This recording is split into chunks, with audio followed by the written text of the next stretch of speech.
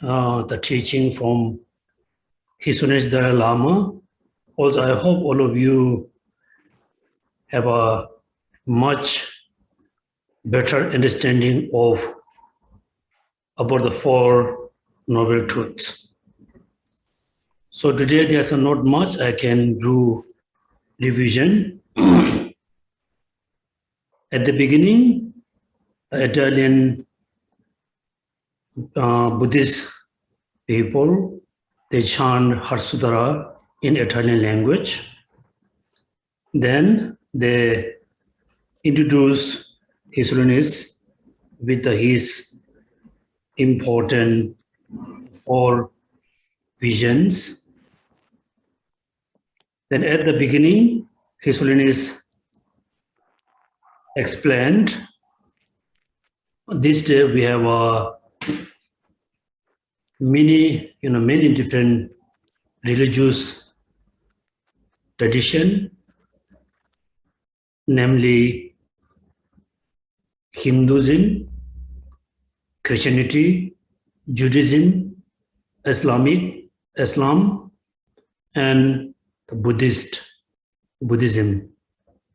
All the Buddhist or other religion tradition, everybody commonly teach love and compassion. Within the different religions, sometimes there's a different views, different tenets. Commonly, we all practice love and compassion. So this is very important. We must realize as a religious person, as a follower, any religion, tradition, any religion in our daily life, we must practice love and compassion. Without practicing love and compassion, you cannot really practice your own religion. The true practice, love and compassion, and the practice of non-violence. In the Sanskrit, is called Karuna and Ahimsa. These two practices are very important and ancient practice in Indian tradition for more than few thousands. Then slowly, when there's a connectivity between East and West, because this teaching His Holiness gave to mainly the Western people. When the connectivity between West and East, then slowly many Western people, connected Asian country, then slowly they adopt the two practices, non-violence and compassion. At the same time, many Western people adopt Buddhism.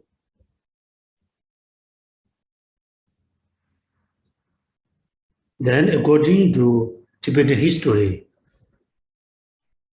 Buddhism flourished to India around 7th and 8th century, mainly established by Shanti Rakshata. In Tibetan, we call Khenchen Gyatso. So when he established Buddhism in Tibet, so mainly he focused two important subjects, which is the Pramana and Madhyamaka views. Therefore, according to Tibetan Buddhist tradition, we always try to study the Madhyamaka view with the Pramana, the Paramana with the Madhyamaka view. Because the Madhyamaka view is the view how we can look at the object, how they exist, based on the logics and reasoning from the Pramana. Therefore, usually we call the Madhyamaka view and studying Pramana is the two lines slip together, looking different directions.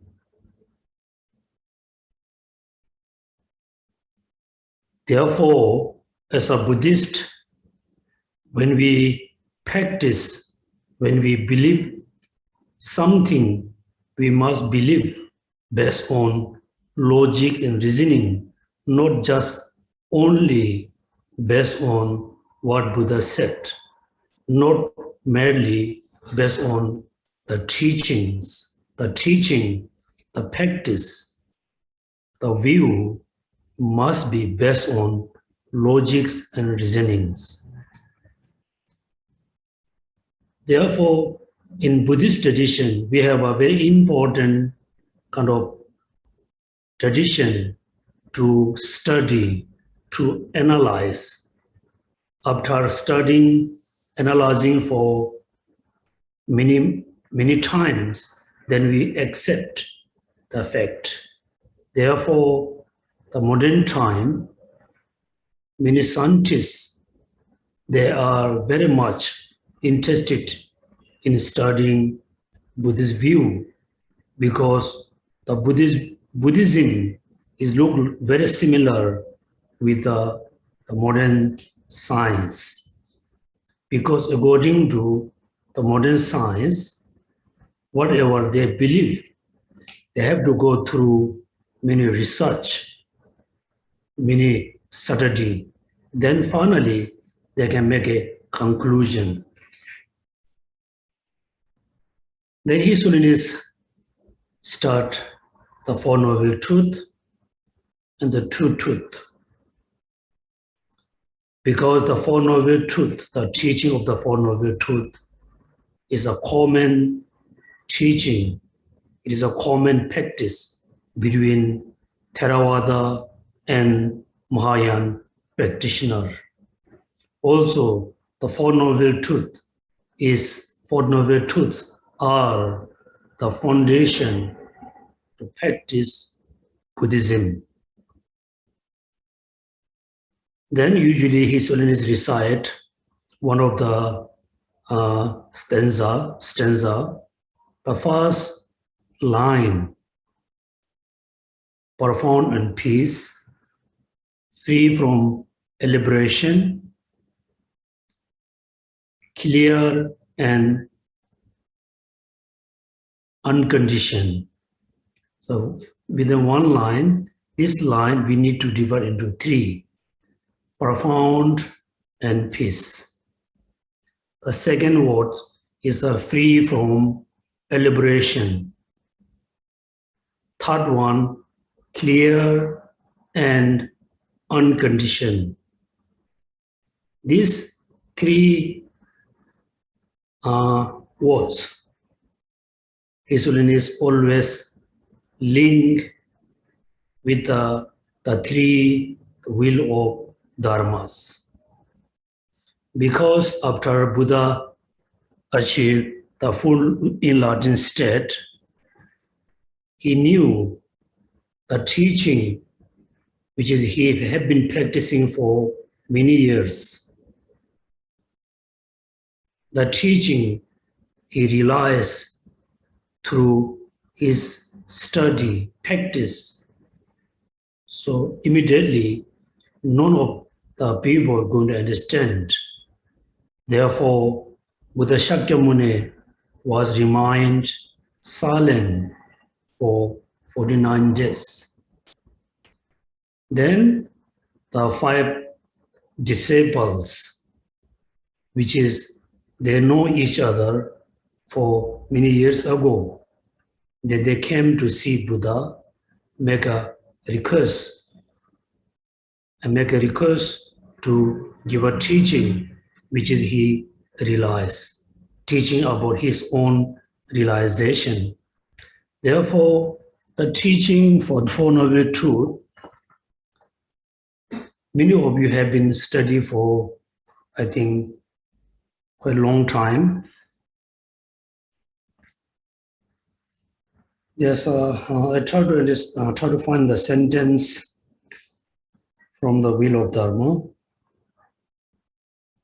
So I think I can find later. So when Buddha gave out the Four Noble Truth teaching, first Buddha said, this is truth of suffering, this is origin of suffering, this is cessation, this is a path to achieve the cessation. When he just introduced to the 5 disciples about the Four Noble Truth. This is truth of suffering, this is origin of suffering, this is cessation, this is a path to achieve cessation. Mainly he explained the Four Noble Truth, introduced the Four Noble Truths. The second, the action. First, introduce the mainly the Four Noble Truth. Second, the action. The practitioner need to take action. Mean, this is the truth of suffering, you must realize. This is origin of suffering, you must eliminate. This is cessation, you must accomplish, you must achieve it. This is the path to achieve cessation, you must cultivate. This means action, because when we know this is the suffering, but we need to realize. So we need to take action to realize the truth of suffering. We need to take action to realize the origin of suffering. So we need to take action to achieve the cessation. Also, we need to take action to cultivate the path. That means entity, action, and result. Third one, the result.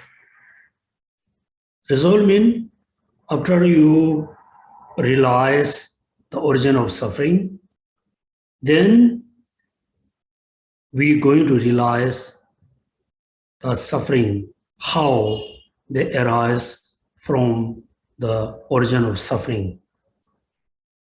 After we realize cessation, then we need to know how to achieve the cessation through cultivation of the path. But finally, when we realize the origin of suffering, we realize the truth of suffering, we realize cessation, also we realize the origin, the path to achieve cessation. Realize, but not ultimately. We realize origin of suffering, not ultimately. We can eliminate the origin of suffering, not ultimately, inherently. We can achieve the cessation, not ultimately, inherently. We can cultivate the path, not inherently, ultimately. Therefore, the first, just entity of the Four Noble Truths. The second is the practitioner, the person have to, practice, have to take an action to realize the Four Noble Truth. The third, we can realize the Four Noble Truth. We cannot realize inherently, ultimately. So I said, I think many times when we have a class, very simply, many people said, oh, I know the Four Noble Truths, because they know the number of the Four Noble Truths. Actually, in order to fully understand Four Noble Truths, the second, we must know the actual meaning of the second will of Dharma, which is emptiness. Among the Four Noble Truths, the truth of cessation explained more precisely, detailedly during the second will of Dharma. Second will of Dharma. Then more precisely, how we can achieve cessation. It is possible to achieve cessation or not. This is explained more precisely during the third will of Dharma, particularly one of the sutra, which is explained the clear light mind. Clear light mind. So here I think we really have to understand the main point about the three will of Dharmas. First, Buddha Shakyamuni lay very important foundation. We have a suffering. All the suffering come from our origin, which is ignorance, afflictive emotions, and karma. So the suffering we have, all the origin which is produce the suffering are able to eliminate or not. Is there a cessation or not? Yes, you can cease the ignorance. You can cease emotions. You can cease all the karmas. How we can cease? How we can stop the origin of suffering and suffering? How we can achieve the cessation? Then Buddha said, to cultivate the path. Cultivate the path. Practice the path. Right? Then, what does mean cessation? Cessation is not a place we can go. Cessation is not a thing we can just achieve. The cessation means our mind, our nature of the mind must be free from ignorance, must be free from afflictive emotions. So how nature of mind can be free from ignorance? Because actually the nature of mind is emptiness. Is a nature of mind is very pure. All the afflictive emotions, they just arise within the mind, but they are not actually the nature of the mind. Therefore, cessation means all the ignorance, afflictive emotion, when they are ceased within the emptiness of the mind, that we can say he or she achieves cessation. Then the third will of the Dharma is more explained precisely the path and the cessation. Cessation. Then particularly the third will of the Dharma, the particular teaching which is included into third will of Dharma is linked with the Vajrayana practice. Therefore, His Holiness linked the Four Noble Truth with the three will of Dharmas.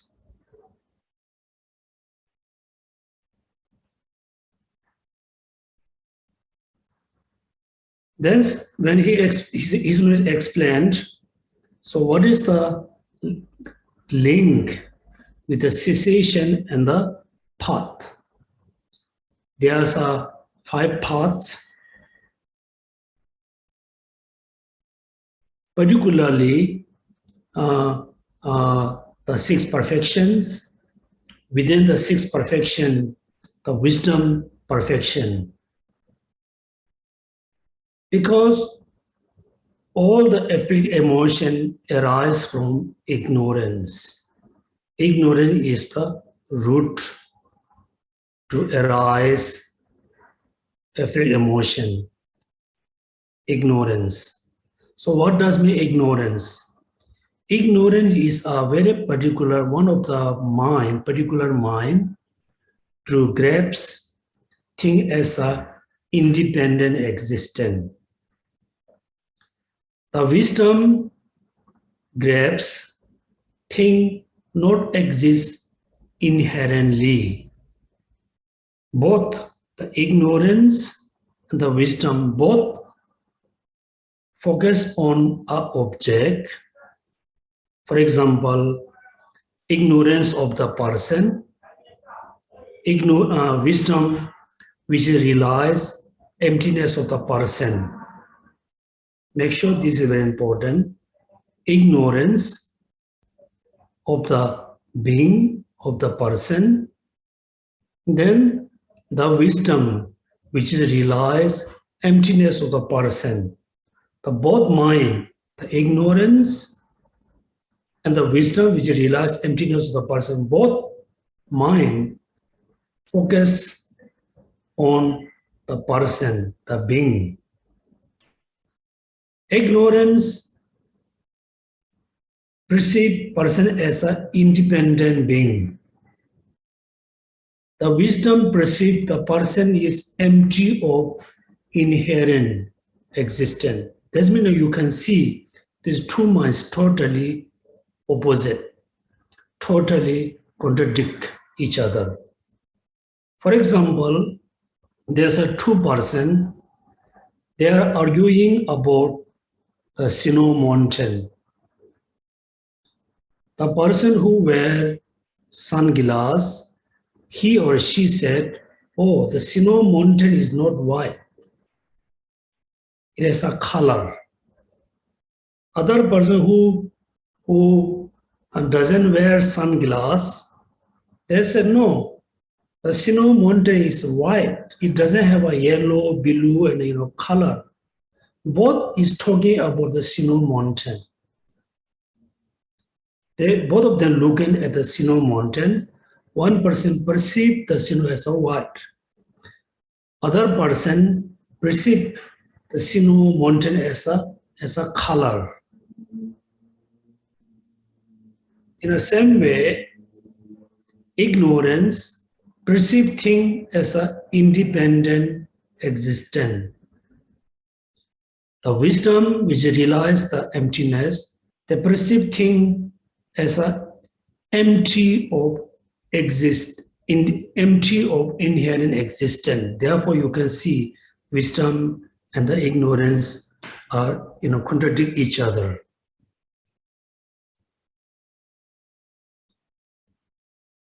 Then there's a quotation from the 400th stanza by Aryadeva. The analogy was physical body and the sensation of the physical body, whereas all parts of the physical body is covered or conjoined with the physical sensation. Therefore, any kinds of negative thoughts arise based on ignorance. Then His Holiness quoted, quoted from the Madhyamaka, because in order to realize emptiness, so the Nagarjuna's treatises are very important. Particularly, the Chandrakirti enter into middle way is very important. The stanza number 34 from the, I think, six Bhumi. 6 Bhumi.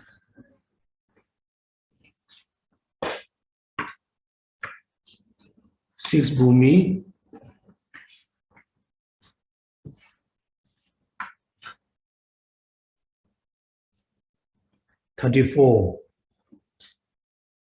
So I will read the first stanza, which is 6.34. If the intrinsic characteristic of thing were to arise dependently, thing would come to be destroyed by denying it. Emptiness would then be cause for destruction of thing, but this is illogical, so no real entity existent. If things exist inherently, is there a real kind of entity there? Then when we analyze the thing, then we notice there's such a thing, we can say this is the thing. For example, a pot. We say, in a pot like cup.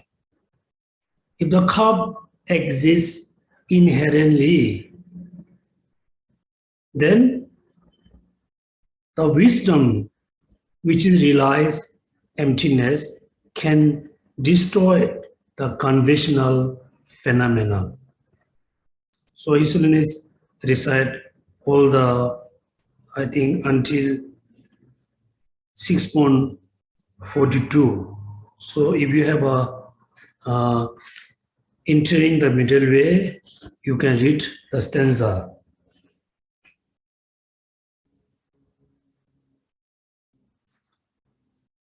Then the contradiction between the wisdom and the ignorance.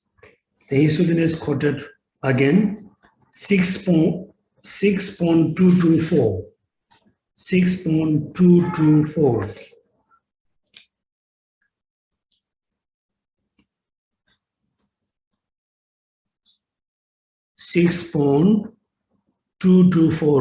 The 6 Bhumi, the stanza number 224. Thus, illuminated by the ray of wisdom's light, the Bodhisattva sees as clearly as a orb of the open palm, that the three realms is the entity are unborn from the every start. So this stanza 6.224, 6.225 explain the contradiction of ignorance and the wisdom.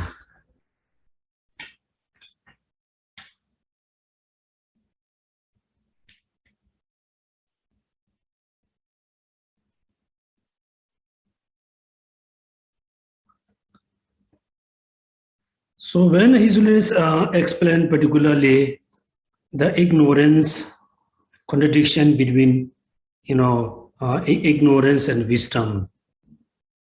So this one, how we can realize the actual meaning.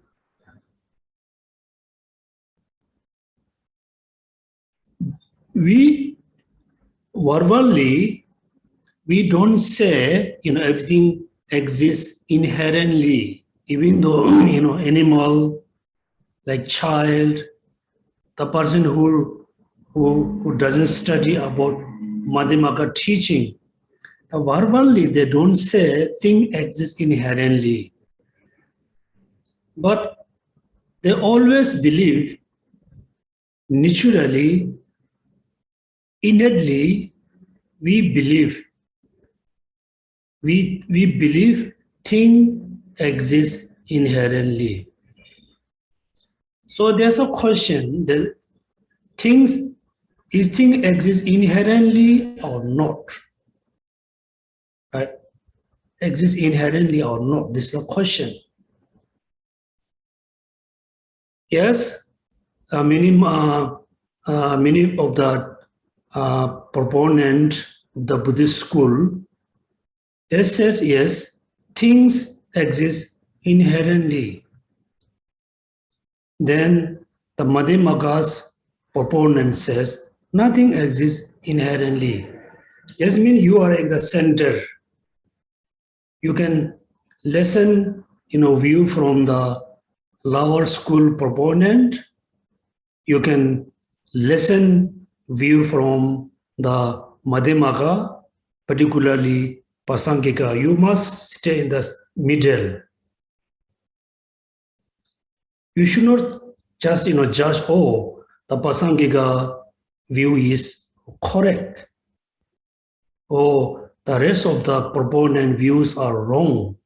You should not judge. You just stay in the center. You listen, both you view, but also listen the reasoning behind the views. So you are in the center between the two proponent, between the Pasangika and other school. Pasangika proponent says nothing exists inherently. The other school says everything exists inherently. So which view you going to accept? Which school you going to follow? In order to accept, one of the view, in order to follow, one of the school, you need to study. Study doesn't mean you have to open all the books, or you can just open the entry into middle way, or you can open the Nagarjuna's, the wisdom, particularly the root texts.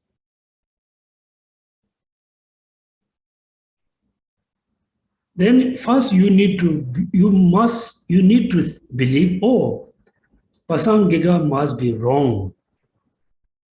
Other school must be correct. First you just go according to their views, study, precisely analyze. For example, this is a book. This is the book.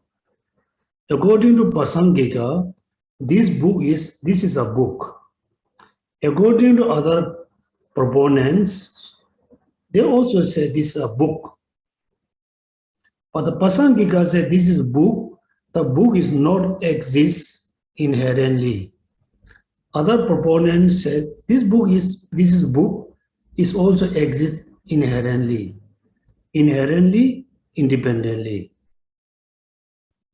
So when you analyze about this book, that means you use the book according to other schools.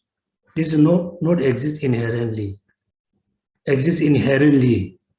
Pasangika, no, this is a book, but not exists inherently.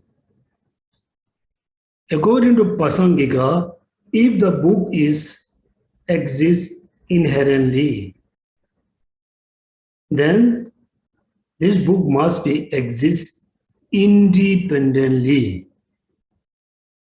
If the book exists independently, then the book no need to depend on anything else to establish the book. This is the case.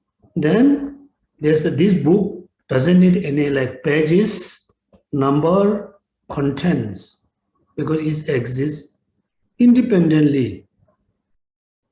Number one. Number two, the wisdom which realizes emptiness, they cannot perceive the book as independent existence.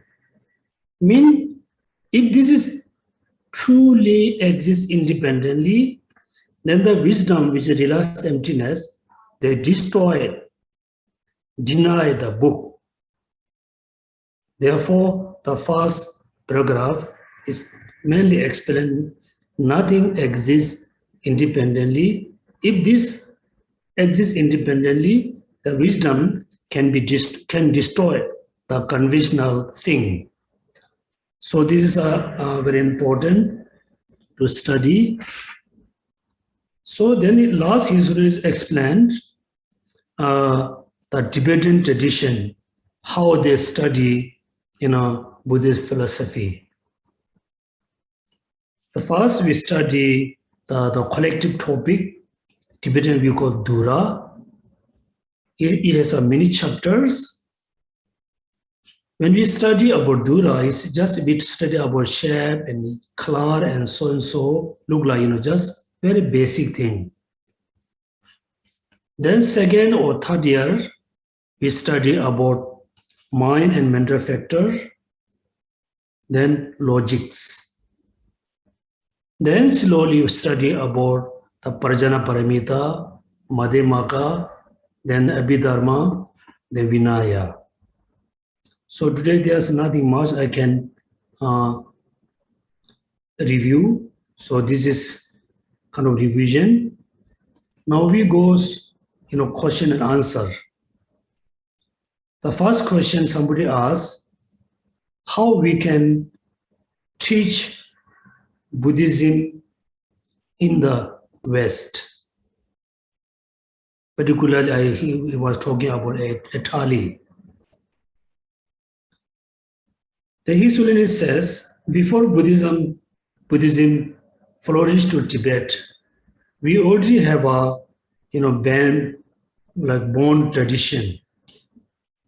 When Buddhism flourished to Tibet, we established Buddhism, based on like a born tradition. We didn't, really deny everything. Therefore, in the Western country, when they study Buddhism, they must keep faith in their own tradition. Then they can add Buddhism as an extra subject. Then after study for many years, if they really feel it is very comfortable to accept the, two different tradition, then slowly you can, fully practice Buddhism. So this is, I think, very important advice for us, because many of you are Singaporean. So when you study Buddhism from Tibetan masters, you must preserve your own language, culture, tradition. Also, you must preserve your own Chinese Buddhist tradition that you can add, Tibetan Buddhism on it. Because many Singaporean or other people, when they follow Buddhism from Tibetan master, suddenly they try to change everything as a Tibetan. Is no good.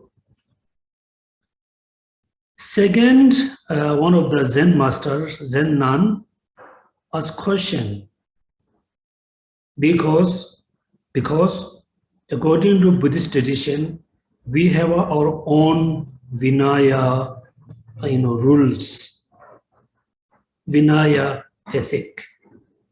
Also, His Holiness introduced secular ethics. So, which is more, stable in the modern time. The people who practice Buddhism. Then His Holiness says, as a Buddhist practitioner, we must practice the Vinaya ethic. Whether you are audience, lay person, still we must practice the Vinaya according to Buddha teachings. If you are not Buddhist, if you don't have any religion, still you can study Buddhism. Particularly, you can study about the mind and mental factor and emotion. Then you can study Buddhism as a general knowledge. Still, you need a particular kind of methods to overcome the emotional problem, which is secular ethic. So, which is stable for modern time, it depends on the person. The third question, somebody asked, according to your vision, how long Buddhism can be last? How many years Buddhism can be exist? His Holiness says the global warming increase repeatedly.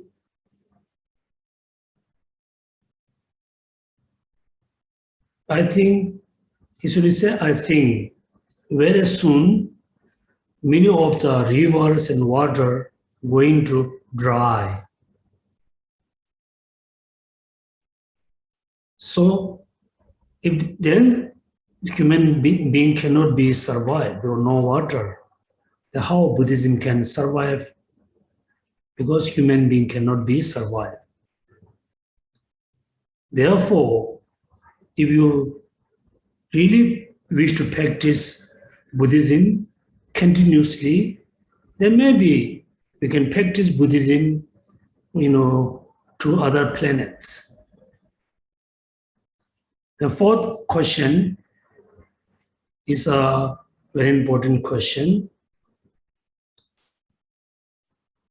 Because what Lama Tsongkhapa said, in order to realize so ignorance is the root of the samsara. Ignorance is the root of all the emotions. So we need to develop wisdom. Therefore, we must realize dependent origination. So the lady asked this question, the self-grasping arise afflict emotions. Then why not the mind which is realized dependent origination, why not it cannot arise afflict emotions? Then His Holiness answer this question. First, make sure you understand the question. Ignorance arise affect emotions. Then why not the concept of dependent arising cannot arise affect emotion? This is the question. Here, what we need to know, His Holiness says, first we need to know how attachment arises, anger arises. So when we have an attachment, when attachment arises, increasing in our mind attached to the object, whether person or non-person. When we attach our mind with the object, that time for us, the object of attachment look like exists independent, is there independently. The object of attachment is there independently. Therefore, attachment, anger arise based on ignorance. When we realize dependent origination, it's very a subtle one. If we really realize the dependent origination, the subtle level, then for us, everything around us, it look like illusion, it look like dream. Therefore, realizing dependent origination decrease the ignorance because it totally destroys the object of attachment, object of ignorance. What is the object of attachment? The independent beautiness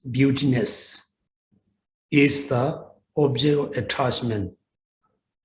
So when you realize dependent origination, you realize the object of attachment is not there as an independent phenomenon. That means ignorance is we are really looking at a very particular object, then attached as an independent phenomena. When we realize dependent origination, we totally destroy the object of attachment, object of ignorance. There's not such a thing exists independently to arouse attachment. There's not very particular thing, a very particular entity to arouse ignorance. So this one we really have to know. So first we must attach our mind to a particular object. First we must attach. After we fully attach our mind to the object, then we need to analyze. My mind attached to the beautiful object. The beautiful object which is perceived to me, it is there as an independent phenomena or just perceived as an independent, not actually independent phenomena. So this question is very important. The first and the fifth question, I think, content physics. According to content physics, there's not such a thing we can establish. So what is the differences between the content physics and the Chitta Mantra's view? So this one I don't think I need to explain. Then question number 6. One of the person asks, if afflictive emotion not exists inherently, how we can transform afflictive emotion into the path? How we can transform the negativity into the path? Negativity into the path. The Israeli said, transforming afflictive emotion into path is a very unique practice in the Vajrayana. Very unique practice. So he just stopped there. Second, how we can transform the negativity into the path.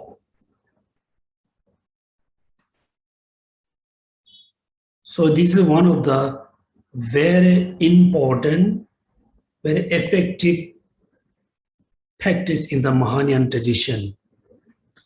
For example, if you are seriously ill, if you have a really serious illness, cannot recover, it will take your life. That if you follow Mahayan tradition, Mahayan practice, you must think the sickness and disease which I have is come from, caused by my negative karma. My negative karma. Therefore, I wish all the negative karma going to eliminate from all sentient beings. I experience suffering.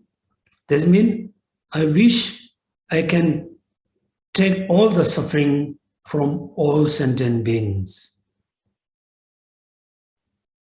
Therefore, when we sick, you just think, I'm very happy to experience of the suffering of all sentient beings.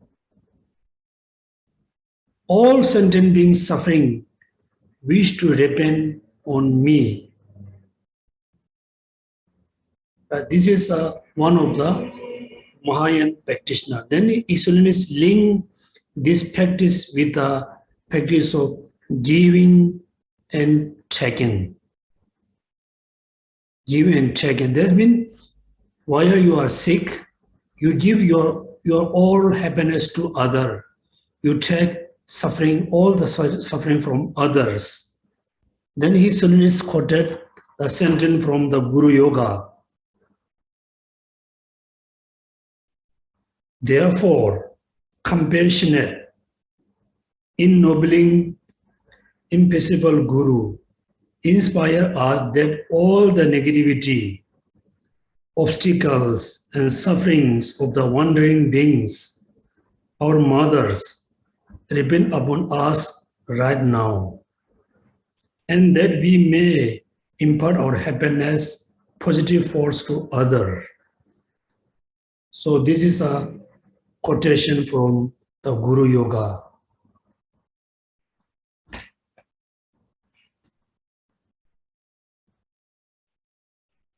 Then question number 7, another monk asked question.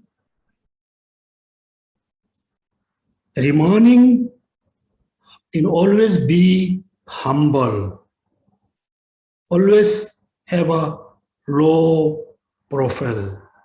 This is one of the part of the practice of bodhicitta. Bodhicitta, right? If you practice bodhicitta, if you practice great compassion, you always have to remain humbly, be humble. Even though you are very famous, still you have to be humble. Still you are very high practitioner. You always respect others higher than yourself. This is the part of the practice of bodhicitta. Then he asked question, be humble. Others are high respect than yourself. This is the one of the bodhicitta practice, bodhisattva practice. It is which this practice include into which one among the 8 noble paths, right? 8 parts of the noble, 8 parts of the noble. Right speech, right view, right thoughts, right speech, so and so. So this one, this is include into which one among the 8? Maybe we can say it's into the right livelihood. But the 8 fold paths is include. It is the common practice between Theravada and Mahayana. This practice not necessarily include into the 8 fold path. So this also is a very important teaching for us. First, we practice Buddhism. Therefore, we always must control our negative thoughts. Second, we follow the Mahayana teaching. We practice great compassion, bodhicitta. Therefore, we always respect others higher than ourselves.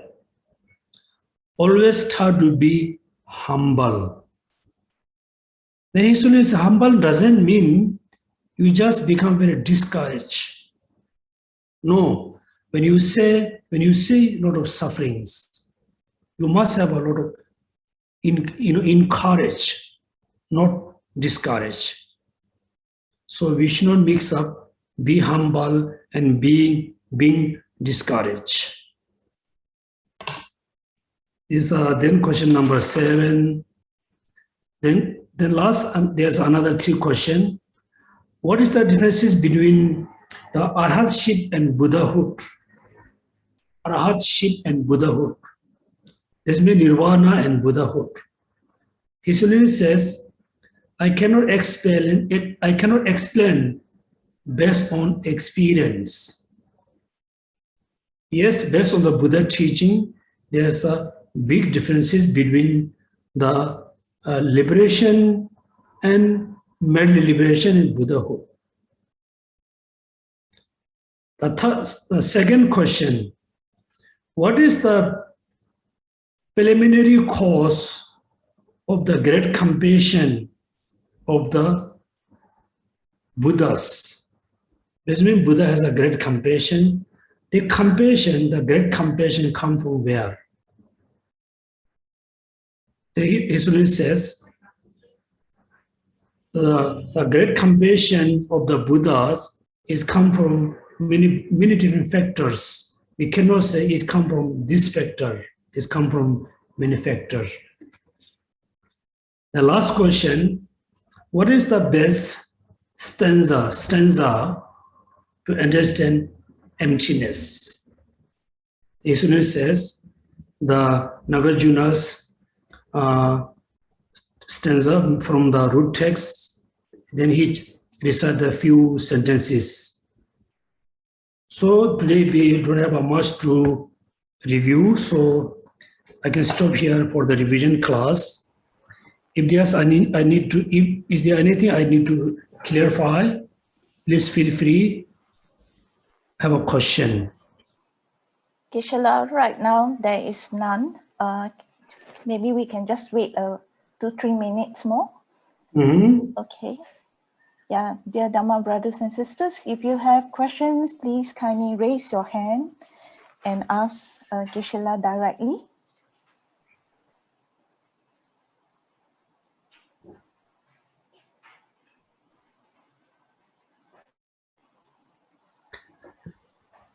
Okay, I don't think there's a question because I think it's, many people have the teaching for many time. I think all of you almost fully understand the teachings. Okay. Geshe-la, I think there's one question from Brother Ted. Yes, you can speak directly.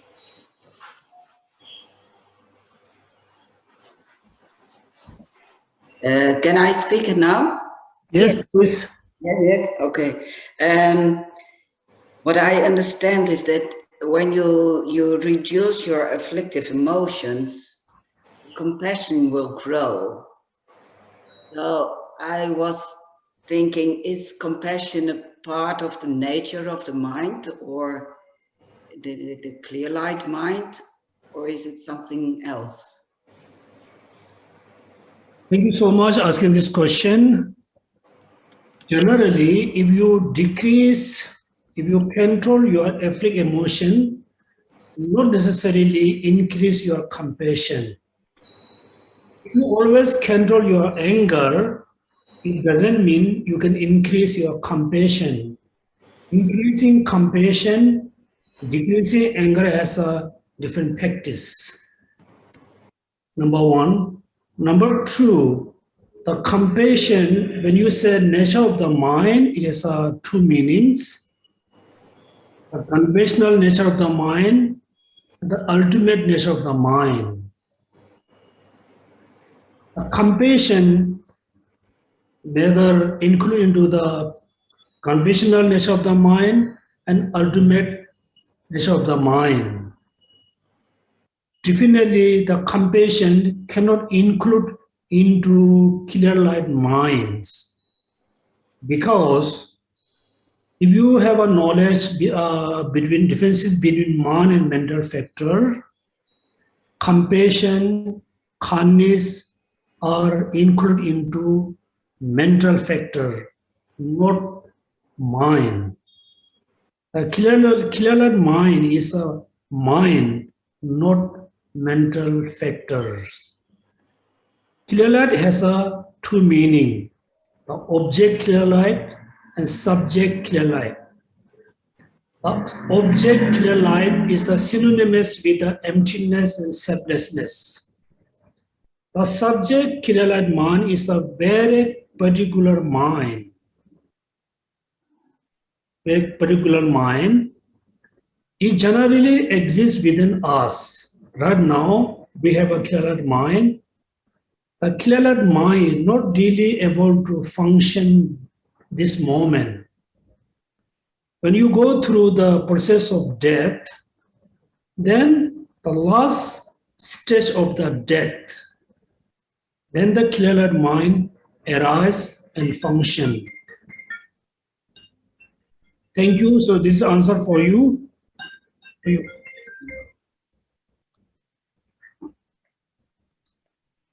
Thank you so much. Yeah, thank you so much asking the question, and also thank you so much all of you to attend the revision class. Last, I really request all of you to. It's very important to study. The most important is to practice. Study is one field, practicing is another field. If you only practice, don't want to study, your practice cannot be very perfect. If you only study, don't want to practice, then your study is become, quite useless. Therefore, everybody try to practice Dharma, mainly try to decrease your negative thoughts, try to increase the positive thoughts. And thank you so much. Have a good day. Thank you.